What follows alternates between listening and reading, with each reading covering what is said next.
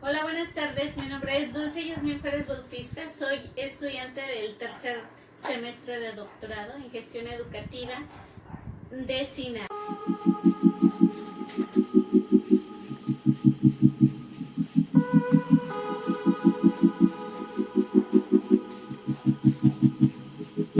Y vengo a comentarles los puntos más importantes, de acuerdo a mi criterio, sobre un documento que se llama 10 factores para una educación de calidad para todos en el siglo XXI, escrito por Cecilia Branislav. Primeramente, vamos a iniciar reconociendo cuáles son las tendencias ligadas tanto al conocimiento como a los avances tecnológicos y sus aplicaciones al contexto. Estas tienen que ver con la expectativa de vida de las personas, la migración, el crecimiento exponencial tanto de las comunicaciones como del conocimiento y, pues lógicamente, la competitividad mundial. Así como estos aspectos son los que constituyen un marco de la determinación de la educación, y estos exigen que se cambie la manera de educar. También es importante que reconozcamos las anticipaciones descartables. ¿Cuáles son estas? Son las tendencias políticas, económicas y sociales derivadas de la acción del ser humano, pero que también pueden ser modificadas por él mismo. Estas a su vez generan las profecías indeseables. Estas profecías están vistas desde un punto ético y desde el desarrollo sustentable. Tenemos 3 profecías universales, las cuales son la desigualdad social, que son consecuencia también de la desigualdad educativa. Tenemos la profundización de la violencia derivada del estereotipos, derivada lógicamente también de las desigualdades sociales, pero también de los prejuicios. Y la última, que son las profecías apocalípticas, que son los cambios que se dan en el medio ambiente provocados por el consumismo de las personas. Todo esto hace que pues necesitemos un cambio, y este cambio va a requerir una serie de acciones que nos van a permitir una construcción para hacer una educación de calidad.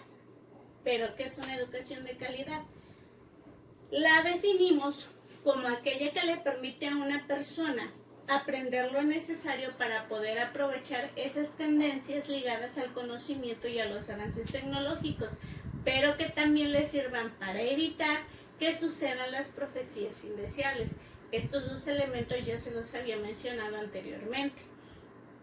Además, hay que reconocer que necesitamos construir un mundo de paz, donde haya gente que sepa amar, y también formarla de manera emocional, racional y más práctica. Entonces, aquí les traigo los 10 factores que nos van a permitir una educación de calidad. El primero es el foco en la pertinencia social y personal, que tiene que ver con que la persona aprenda lo que tenga que aprender de acuerdo a su edad y al entorno en el que se está desenvolviendo, tomando en cuenta los cambios. El segundo, la convicción, la estima y la autoestima de los involucrados. ¿Qué quiere decir esto? Que cuando el profesor se siente estimado por la sociedad, los errores los toma como un aprendizaje y no se frustra con ellos, sino que los resuelve y avanza. Esto también le permite tener esa energía para valorar a sus alumnos, independientemente de los orígenes o de la diversidad que tengan. 3. La fortaleza ética y profesional de los maestros y de los profesores. Esto tiene que ver con saber seleccionar estrategias y materiales que le van a generar al alumno experiencias productivas que además de estas pues sean agradables para él. 4.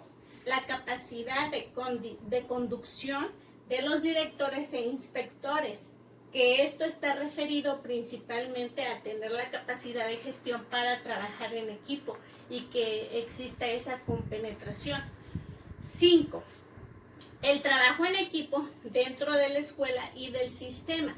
Es decir, una vez que ya se consolidó el trabajo en equipo, pues ahora eso hay que traspolarlo con el sistema educativo.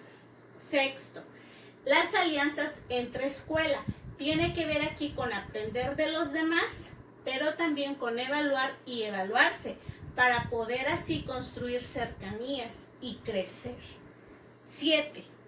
El currículum en todos los niveles tiene que ver principalmente con lo conocido como aprendizajes clave, ya sea en matemáticas, en lengua, en características diversificadas sobre la ética o la moral, siempre y cuando no se pierda el foco y la pertinencia de a dónde queremos llegar o qué queremos lograr. Dentro de este séptimo factor tenemos algo que no está inscrito en el currículum, sin embargo, son importantes desarrollarlos y se conocen como los básicos cotidianos. ¿Cuáles son estos? Bueno, el primero tiene que ver con saber leer. ¿Por qué? Porque esta habilidad nos permite reflexionar, analizar y sobre todo interpretar lo que está en la lengua escrita. El otro básico cotidiano tiene que ver con aplicar encuestas para que la persona sepa analizar, sepa interpretar datos y dar resultados. El tercer cotidiano es hacer preguntas y buscar respuestas, lo cual nos va a permitir desarrollar el espíritu de indagación. El cuarto es usar la tecnología siempre y cuando esté vinculado con algún proyecto. Y el último es tener alguna actividad social. Estos básicos van a lograr que se dé una educación de calidad y además van a hacer que se figuren ciertos desafíos cognitivos, prácticos y emocionales, lo que le va a ayudar a esta persona, en este caso al alumno, a ser una persona que tenga calidad. En el octavo punto tenemos la cantidad, la calidad y la disponibilidad de materiales educativos. ¿Qué quiere decir esto? Pues que se tienen que identificar que en el entorno hay muchos aspectos ricos que pueden ser útiles para ser utilizados como materiales de aprendizaje, es decir, apropiarnos del contexto para poder generar aprendizajes. El noveno, la pluralidad y la calidad de las didácticas. Nos referimos a que se construye mejor cuando se reconocen que existen diversos caminos que pueden conducir a generar un aprendizaje y que no nos casamos con una sola estrategia didáctica.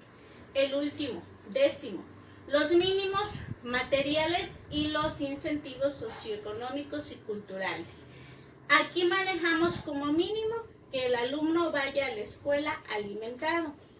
Además, que el profesor tenga una percepción económica que sea aceptable y sobre todo que todas las escuelas estén dotadas de los materiales necesarios para poder generar los aprendizajes.